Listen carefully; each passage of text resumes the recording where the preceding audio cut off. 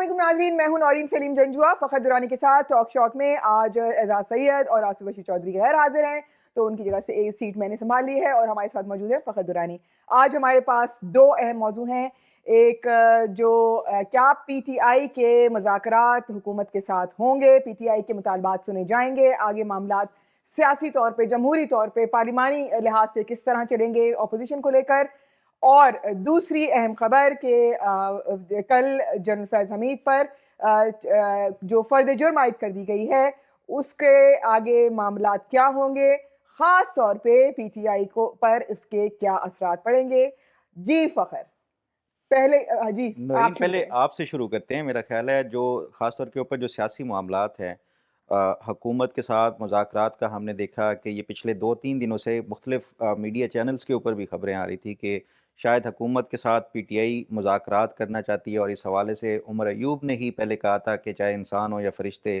ہم مذاکرات کے لیے تیار ہیں, تو مذاکرات آئیں مل کر کرتے ہیں. تو مجھے یہ بتائیں کہ کیا جو نون لیگ کی اتحادی حکومت ہے وہ تیار ہے پی ٹی آئی کے ساتھ مذاکرات کرنے کے لیے, خاص طور پہ جو کل فرد جرم عائد ہوئی اور جو آئی ایس پی آر کی پریس ریلیز میں جو پولیٹیکل پارٹی کی بھی انوالومنٹ کے حوالے سے ایک بات آئی یا انڈیکیٹ کیا گیا ہے, تو اس کے بعد کیا حکومت آپ سمجھتی ہیں کہ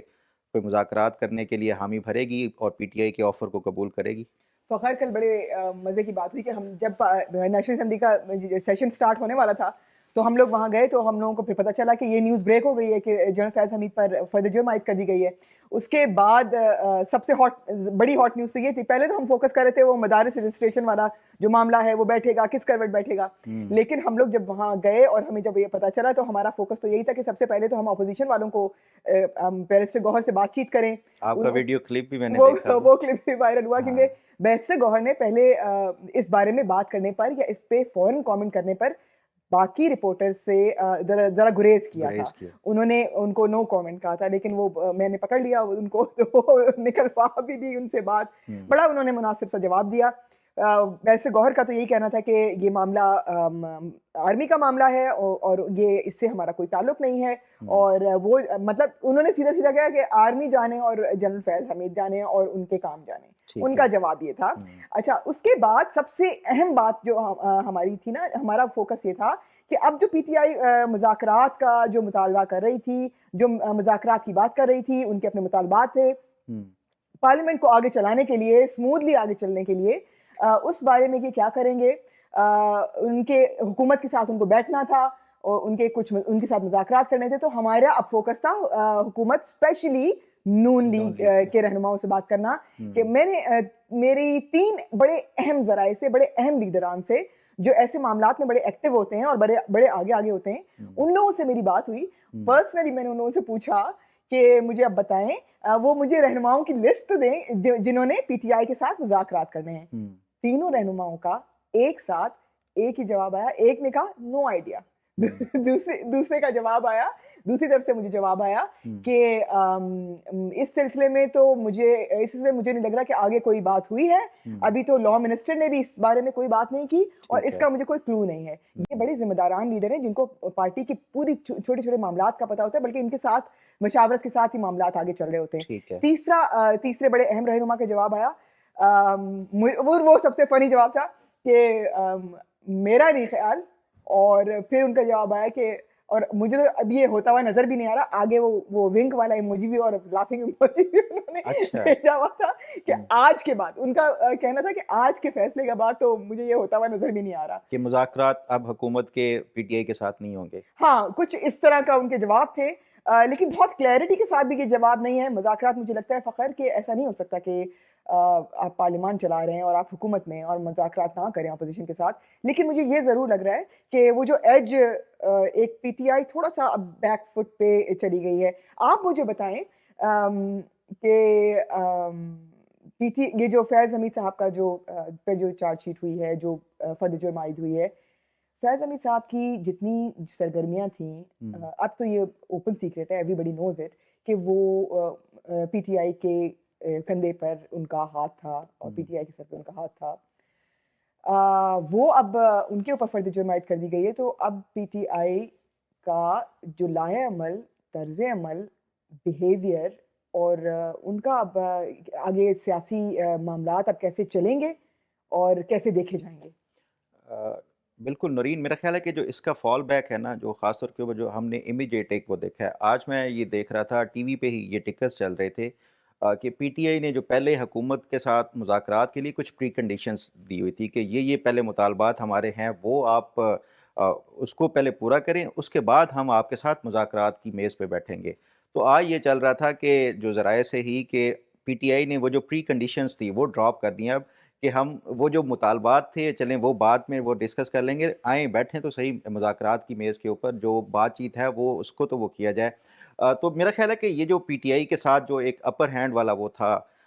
شاید اگر یہ جو انہوں نے وہ ایک کال دی ہوئی تھی 24 نومبر والی فائنل کال والی، اس سے پہلے تک پی ٹی آئی کے پاس ایک اپر ہینڈ تھا، اور اس میں نو ڈاؤٹ کہ شاید حکومت بھی کوئی مذاکرات کرنا چاہتی تھی، کیونکہ جو ملک کے حالات ہیں وہ اس طرح نہیں چل سکتے۔ آپ نے بھی جس طرح کہا کہ پارلیمنٹ چلانی ہے، قانون سازیاں ہوتی ہیں، باقی معاملات ہوتے ہیں، تو اگر یہ اس طرح ہر مہینے، ہر ہفتے اس طرح احتجاج اور اسی طرح وفاق کا جو ہے وہ ناطقہ بند کیا جائے گا، تو اس سے پھر میرا خیال ہے کہ وہ معاملات نہیں چل سکتے۔ تو حکومت انٹرسٹڈ تھی بالکل مذاکرات کے حوالے سے بھی، لیکن 24 نومبر کا جو فیلئر تھا پی ٹی آئی کا، جو ایک اپر ہینڈ تھا، وہ میرا خیال ہے کہ وہ اس کے بعد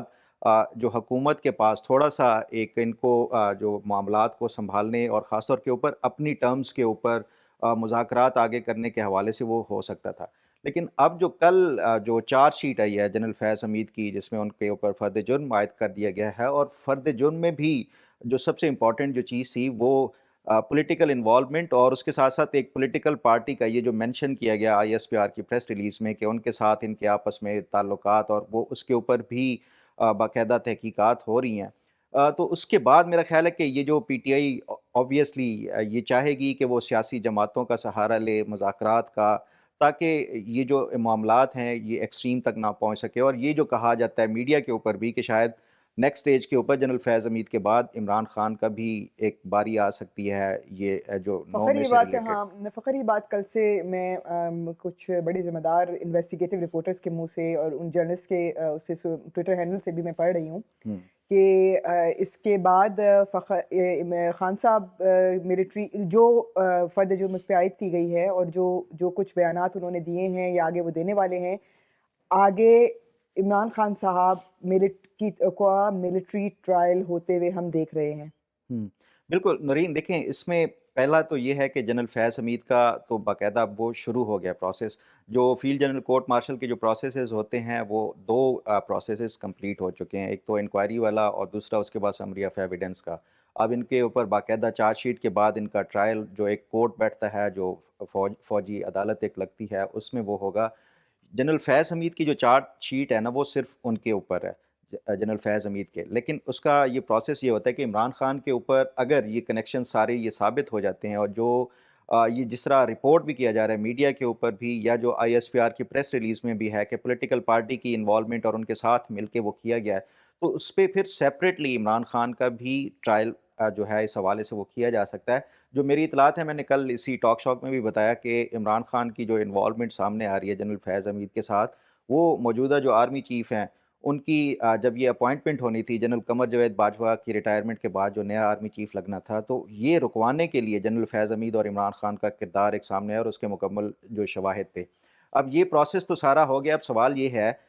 کہ یہ جو جنرل فیض حمید کا ٹرائل ہے یہ کب تک کنکلوڈ ہوگا، کیونکہ لوگ پہلے ہی اس کے حوالے سے سوال اٹھا رہے تھے کہ شاید معاملہ دبا دیا گیا۔ اگست میں ان کو ان کا جو field general court martial start کرنے کے حوالے سے اعلان کیا گیا تھا، پھر اس کے بعد ہم نے دیکھا کہ 4-5 مہینے بالکل خاموشی ہو گئی، میڈیا کے اوپر بھی کوئی ڈسکشن نہیں، یہ بھی نہیں پتہ تھا کہ چل کیا رہا ہے، کیا معاملہ کوئی دبا تو نہیں دیا گیا۔ اب پھر لوگوں نے یہ سوال پوچھنا چلیں کہ یہ چارج شیٹ ہو گیا، فرد جرم عائد ہوگی، یہ پروسیس جو ہے وہ کب کمپلیٹ ہوگا؟ تو اس حوالے سے میں نے مختلف لوگوں سے بات کی، خاص طور پہ جو کبھی نہ کبھی کسی صورت میں فیلڈ جنرل کورٹ مارشل کا حصہ رہے ہیں کبھی اس میں، تو وہ یہ بتاتے ہیں کہ یہ جو نیچر آف ایلیگیشنز ہیں جنرل فیض حمید کے اوپر اور جو چارجز لگائے گئے ہیں، اس کا ٹرائل ہونے میں کم از کم 1.5 سے 2 مہینہ لگ جائیں گے۔ اور 1.5 سے 2 مہینہ اس لیے لگیں گے کیونکہ جو بھی وٹنسز ہوں گے ان کی کراس ایگزامینیشن ہوگی پروسیکیوشن کی طرف سے بھی، اور اس کے ساتھ ساتھ جو ڈیفنس ہے یا دفاع کی طرف سے جنرل فیض حمید کی لیگل ٹیم کی طرف سے، تو یہ پھر 1.5 سے 2 مہینہ اس کو کمپلیٹ ہونے میں لگے گا۔ فخر یہ سارے جو معاملات ہو رہے ہیں جس طرف بڑھ رہے ہیں، آم، آپ پی ٹی آئی کا ایز اے ویسے پارلیمانی پارٹی آپ کیا دیکھ رہے ہیں مستقبل؟ کیونکہ ایک جانب بشرا بی بی ہیں، ایک جانب بیرسٹر گوہر کی پارلیمانی لیڈرز ہیں، ایک جانب خان صاحب کی بہنیں ہیں، اور ایک جانب خان صاحب ہیں جو کہ اب آئے دن کسی نہ کسی مشکل میں دھنستے ہی جا رہے ہیں، پھنستے ہی جا رہے ہیں. لیکن فخر یہ ساری باتیں ایک طرف، لیکن ابھی آپ نے دیکھا ہوگا میں نے آپ سے آج جو نیوز شیئر کی تھی وہ نیوز تھی کہ سپریم کورٹ نے 9 مئی سانحے پر جوڈیشل کمیشن تشکیل دینے کی درخواست سماعت کے لیے مقرر کر دی. اس کے علاوہ دوسری امپورٹنٹ، انتخابی دھاندلی کے خلاف عمران خان کی درخواست سماعت کے لیے مقرر، وہ جو 7 رکنی آئینی بینچ تھا. تو وہاں یہ معاملات اب عدالت میں بھی چل رہے ہیں. تو آپ کو لگتا ہے کہ کوئی بڑا ٹوسٹ اینڈ ٹرن آئے گا پاکستانی سیاست میں؟ نورین دیکھیں، جو پہلی بات ہے نا وہ پی ٹی آئی کے حوالے سے، خاص طور پہ پی ٹی آئی صرف ایک فرد واحد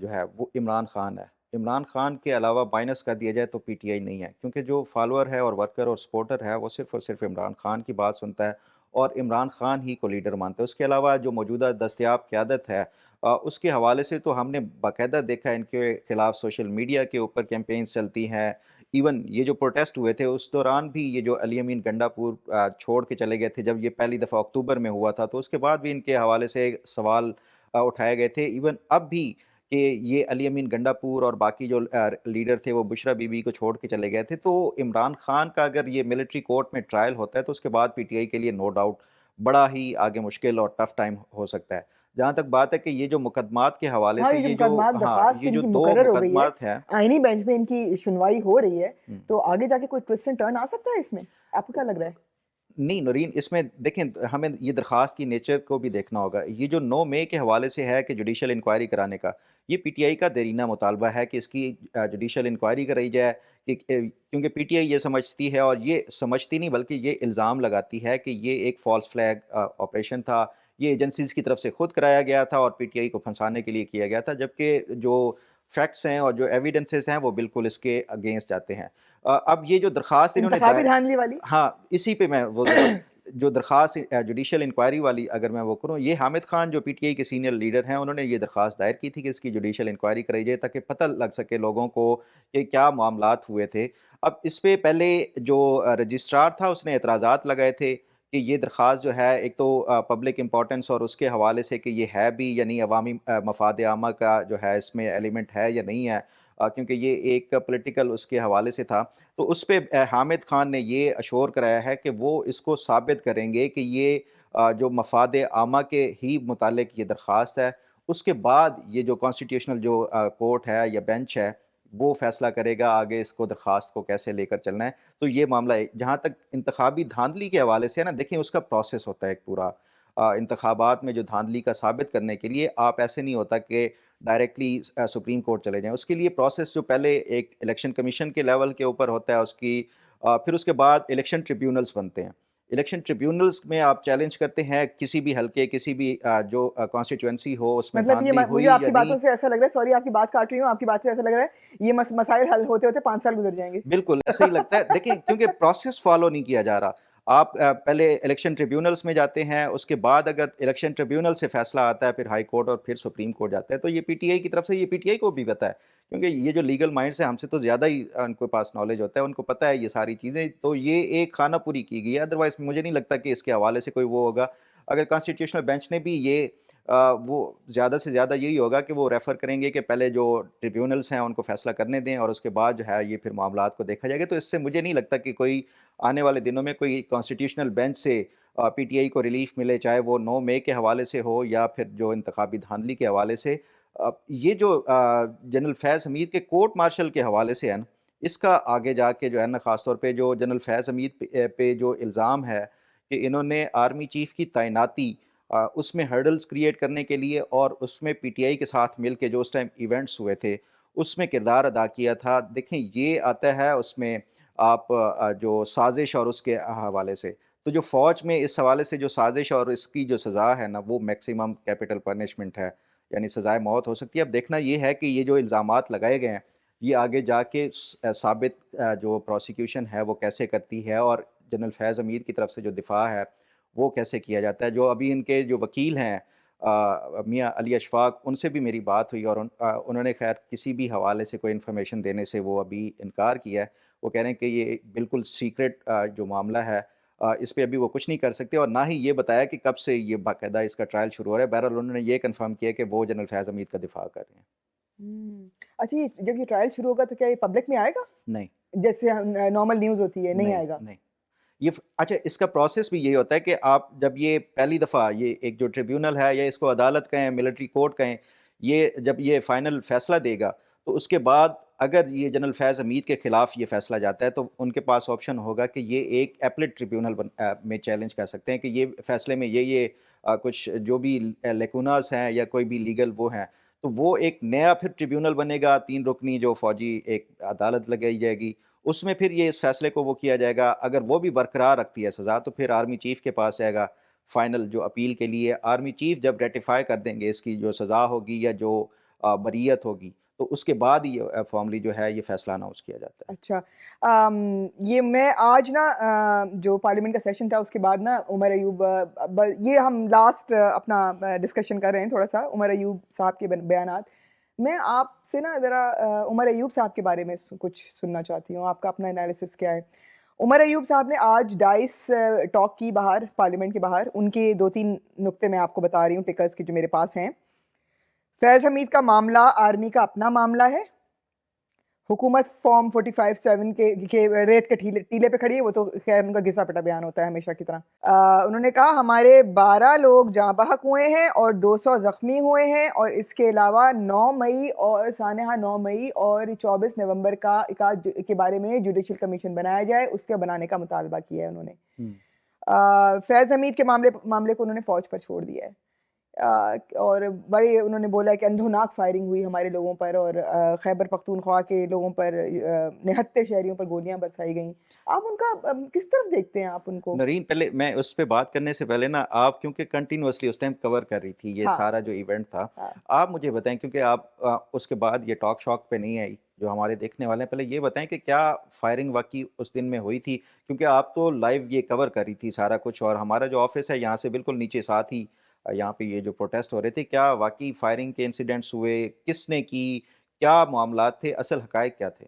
جن کو میں جانتی ہوں اس وقت میں اپنی کوریج کر کے فیصل چوک پر, جب وہ فیصل ایونیو پر اس دن میں کھڑی تھی, تو میرا کام تھا the moment they will enter اسلام آباد from Faisal Chowk and they will move toward D Chowk, میری وہاں پہ ڈیوٹی ختم ہو جانی تھی. میں 3 دن سے تقریباً وہاں سے کوریج کر رہی تھی کہ اب وہ کہاں پہنچے, یہاں نہیں آئے, یہاں سے بھی نہیں گزرے. وہ امپورٹنٹ جگہ اس لیے تھی کہ یہاں سے گزر کے انہوں نے ڈی چوک جانا تھا. The moment they enter, police بھاگی, پولیس دوڑی, پولیس سے آگے تو میں دوڑی. تو اچھا, پولیس والے مجھے مشورے بھی دے رہے تھے, دوڑو یہ چھوڑیں گے نہیں, تم لوگوں کو چھوڑیں گے نہیں. پولیس والے اتنا ڈر رہے تھے, انہوں نے مجھے ڈرا دیا, ورنہ میں تو کھڑی ہو کے فوٹیج بنا رہی ہوتی کہ ان کی انٹری ہو رہی ہے, کیونکہ میں نے اپنی آنکھوں سے دیکھا تھا نا, وہ پیچھے بھاگ رہے ڈنڈے لے کر, اور میں 2 منٹ کے لیے غائب ہوئی ہوں. لاسٹ بی پر دیکھے کہ وہ 0 پوائنٹ پہ کھڑے ہیں اور اب وہاں پہ کلیشز چل رہے ہیں, اور اب وہ یہاں آئیں گے, یہاں پہ سب الرٹ کریں. اور میں اپنا, کیونکہ اس دن واٹس ایپ چل نہیں رہا تھا, واٹس ایپ اپ کی ویڈیو بنا کر میں 10 منٹ کے لیے غائب ہوئی ہوں گی اس اسپاٹ سے, کیونکہ مجھے آگے ٹرانسفر کرنا تھا. میں واپس آئی ہوں تو میں نے دیکھا, میں یوں کارنر پہ کھڑی ہوئی, فیصل ایونیو کے وہ جو انڈر پاس تھا وہاں سے آ رہی ہے پولیس بھاگتی ہوئی, دھڑ دھڑ دھڑ دھڑ دھڑ دھڑ دھڑ, یہ میرے آگے سے جا رہے ہیں اور مجھے بھی مشورے دیتے جا رہے ہیں, کیونکہ میں نے وہ پہنا ہوا تھا پریس کا, اور پورا مجھے بھی لگ رہا, میں بھی, مجھے میرا حلیہ نا پولیس والوں کی طرح, بلٹ پروف جیکٹ ایک جیسی رکھتی ہے, وہ جو کیپ بھی ہوتی ہے جو. اس کے علاوہ میں نے دوسرے دیکھا بہت سارے جو مظاہرین تھے ان کے ہاتھوں میں موٹے موٹے ڈنڈے, اور وہ پاگلوں کی طرح, مطلب جنونیوں کی طرح وہ بھاگتے ہوئے پولیس والوں کے پیچھے جا رہے تھے. پولیس والوں نے مجھے مشورہ دیا, بیٹا یہاں سے بھاگو, چھوڑیں گے نہیں تم کو, یہ بہت کٹیں گے, یہ پولیس والوں کی کہانی تھی. اور میں پھر ایک پولیس والے کی ہی گاڑی میں فوراً بیٹھ گئی, اور جو میرا سیف اسپاٹ تھا میں وہاں پہ چلی گئی. اچھا, اس کے بعد تھوڑی دیر بعد یہاں سے جب وہ گزر گیا اور ڈی چوک تک پہنچ گئے, اس کے بعد کوئی مجھے آدھا گھنٹہ لگا ہوگا یا 1 گھنٹہ لگا ہوگا اپنے آفس دفتر واپس آنے میں, جب تک وہ ڈی چوک پہنچ چکے تھے. ڈی چوک پہ شیلنگ ہو رہی تھی, ڈی چوک پہ ہوائی فائرنگ کی آواز ہم نے سنی تھی, لیکن ہمارے جتنے رپورٹرز نیچے تھے اور نیچے آ جا رہے تھے, کسی نے یہ نہیں دیکھا آ کے, کوئی ایک نہیں تھا, 10 تھے, جس میں کیمرہ مین بھی تھے. میں اس وقت یہیں پر تھی جب یہ کنٹینر وہ چڑھ کے گرا رہے تھے, اور ایک اور ویڈیو بھی آئی تھی جس میں کسی کو ربر بلٹ لگی تھی, وہ یہیں سے ہمارے آفس سے ہی بنائی گئی تھی. اچھا, ایسا کسی نے بھی آ کے رپورٹ نہیں کیا. ہم سب ادھر تھے, بار بار نیچے ہمارے کیمرہ مین ہمارے رپورٹر جا رہے تھے, کسی نے ایسا کوئی رپورٹ نہیں کیا کہ میرے سامنے کسی کو گولی لگی ہے یا کسی کا خون نکلا ہے یا کوئی بندہ گر گیا ہے. ہاں, دونوں جانب سے فائرنگ کی آوازیں چل رہی تھیں, کراس فائرنگ ہو رہی تھی. بلکہ ریسنٹلی ابھی مجھے اپنے کسی کیمرہ مین سے یہ پتا چلا, 2 کیمرہ مین سے میری بات ہو رہی تھی کہ انہوں نے کہا کہ ہماری خود بات ہوئی نیچے جو رینجرز تھے, تو انہوں نے کہا کہ یہ کوئی ہوتا ہے جس میں صرف آواز آتی ہے, اس میں کوئی فائرنگ نہیں ہوتی, اس میں کوئی وہ نہیں ہوتا, بلٹس نہیں ہوتی, لیکن یہ وہ اس کے لیے ہوتا ہے, کچھ ایسی کوئی بات کی اس نے, ڈرانے کے لیے ہوتا ہے. اور اس کا اسپلیش ہوتا ہے, اسپلیش مطلب اسپارک ہوتا ہے بہت زیادہ, اس کی آواز بہت زیادہ ہوتی ہے, اور ربر بلٹس وہ کر رہے تھے فائرنگ پھر مظاہرین کی طرف سے بھی جاری تھی, لیکن ایریل فائرنگ چل رہی تھی. یہاں سے سیدھی ڈائریکٹ فائرنگ نہیں تھی؟ نہیں, دونوں طرف سے ڈائریکٹ فائرنگ نہیں تھی. نہ اس پورے ڈی چوک سے چائنا چوک تک کسی ہمارے رپورٹر نے آ کے بتایا اس 2-3 گھنٹے کے دوران کہ کوئی میں نے لاش دیکھی ہے, بندے گر گئے. اسی دوران میں یہیں سے جب یہ سب کچھ کریشز چل رہے تھے نا, میں اور اعزاز سید, کیونکہ ہم لوگ رات کے جاگے ہوئے تھے, تو ہم نے کہا اب تھوڑا ہمیں ریسٹ کرنا ہے, اور ہم لوگ اسی میں کہ انہیں کلیشز سے نکل کے بیچ میں ہم اپنے ہوٹل کی طرف گئے. اچھا, ہاں, شیلنگ بھی چل رہی تھی, یہ سب کچھ چل رہا تھا. اگر ایسے اندھا دھند فائرنگ چل رہی ہوتی, ہمارے سامنے باڈیز نہ گری ہوتی یہاں سے. اس وقت تو کلائمیکس تھا ڈی چوک کے اوپر. میں نے ایسا کچھ نہیں دیکھا, نہ ہی میرے کسی رپورٹر نے, نہ ہی میرے کسی کیمرہ مین نے آ کے اوپر ہمیں بتایا کہ میں نے خون دیکھا, میں نے لاش دیکھی, یا بندہ گر گیا یا مر گیا بندہ, ایسا کچھ نہیں. بالکل, میرا خیال ہے کہ یہ جو آپ پوچھ بھی رہی تھی نا, تو اس کا جواب بھی وہی ہے کہ یہ جو پی ٹی آئی کی طرف سے ہمیشہ سے جو چیزوں کو ایگزیجریٹ کیا جاتا ہے, پہلے شروع میں پتہ نہیں سینکڑوں کے حساب سے انہوں نے وہ کہا, پھر اس کے بعد آہستہ آہستہ کم ہوتے یہ اب 12 پہ آئے ہیں, جبکہ انہوں نے میرا خیال ہے جو ڈیٹا ہے یا ریکارڈ ہے وہ 6 کا شروع میں وہ کیا تھا. بہرحال ایک بھی انسانی جان اگر وہ